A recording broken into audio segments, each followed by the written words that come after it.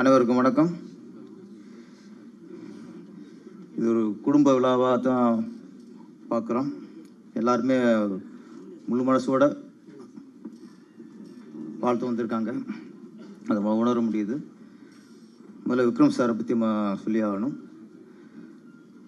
தமிழ் திரையுலகில் ஏவிஎம், விஜயாவாகினி, தேவர் ஃபிலிம்ஸ் இந்த மாதிரி கம்பெனிகள் ஒரு பாரம்பரியமாக உள்ள கம்பெனிகள் இந்த காலகட்டத்தில் சூப்பர் குட் அப்படின்னு ஒரு கம்பெனி, சூப்பர் குட் ஃபிலிம்ஸ், அது முதல் படம் புது வசந்தம்.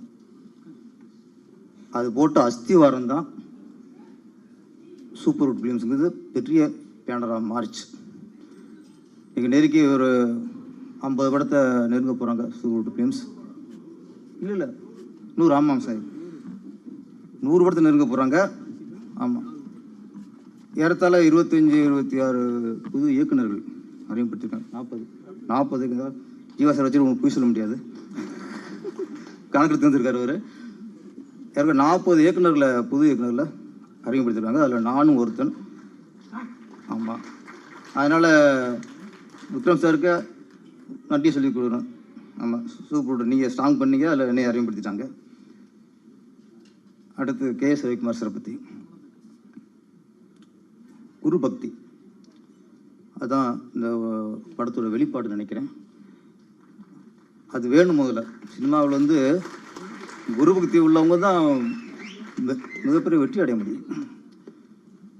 தன்னுடைய குருநாதர் விக்ரம் சாருக்கு தன் மகனை கதாநாயக அறிமுகப்படுத்த வேண்டும் என்ற எண்ணம், அந்த எண்ணத்தை புரிந்து கொண்டு இந்த படத்தை தயாரிச்சிருக்கார். இது வந்து வியாபார நோக்காவோ அவார்டு வாங்குறதுக்காவோ இல்லை. முழுக்க முழுக்க தன் குருவோட எண்ணத்தை நாம் நிறைவேற்ற வேண்டும்.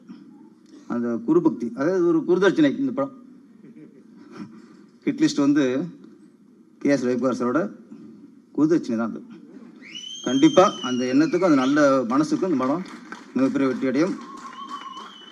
அடுத்து நம்ம சுப்ரீம் ஸ்டார் சரத்குமார் சார், இது நன்றி. இது என்ன கதை, நம்ம கேரக்டர் என்ன, எதுவும் கேட்டிருக்க மாட்டார்.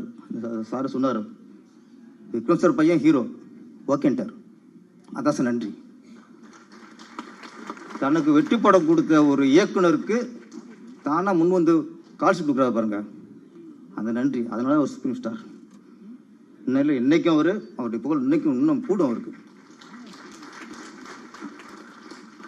அப்புறம் பொதுவாகவே நம்ம இந்த படம் பார்த்தீங்களா, பார்த்தோம்பாங்க, எப்படி இருக்கு, நல்லா இருக்கு அப்படிம்பாங்க.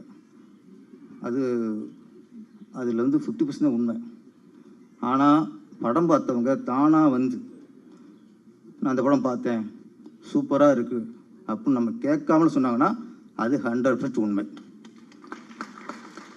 இந்த ஹிட்லிஸ்ட்டை பொறுத்த வரைக்கும் இந்த விழாவிலேயே நேற்று யாரும் ஒரு 4-5 பேர் சொல்கிறாங்கட்ட, படம் பார்த்துட்டோம், படம் சூப்பராக இருக்குட்டாங்க. நான் கேட்கல, படம் பார்த்துட்டு நான் கேட்கல, எப்படி இருக்குன்னு கேட்கல, அவங்களாம் வந்து சொல்கிறாங்க. அப்போ அது 100% உண்மை. இந்த ஹிட்லிஸ்ட் மிகப்பெரிய வெற்றி அடையும். நம்மளுக்கு ஒரு வெற்றிகரமான ஒரு ஹீரோ கிடைக்க போகிறார், விஜய் கனிஷ்கா. ஏன்னா Vikram sir, KS. Ravikumar sir, இவங்களுடைய எண்ணம் ஒரு ஹீரோ உருவாக்கணும். கண்டிப்பாக 2 பேருமே சினிமாவில் மிகப்பெரிய சாதனை படைத்தவங்க, மிகப்பெரிய லாபத்தை கொடுத்தவங்க, நிறைய ஹீரோக்களை உருவாக்கணுங்க. கண்டிப்பாக அவங்களுடைய 2 பேரும் சேர்ந்துட்டாங்க. இதில் இந்த படம் மிகப்பெரிய வெற்றி அடைஞ்சு விஜய் கனிஷ்கா மிகப்பெரிய ஹீரோவாக உருவாகணும். எங்களை மாதிரி ஆளுக்கு கொஞ்சம் கால்ஷீட் கொடுக்கணும். நன்றி, வணக்கம்.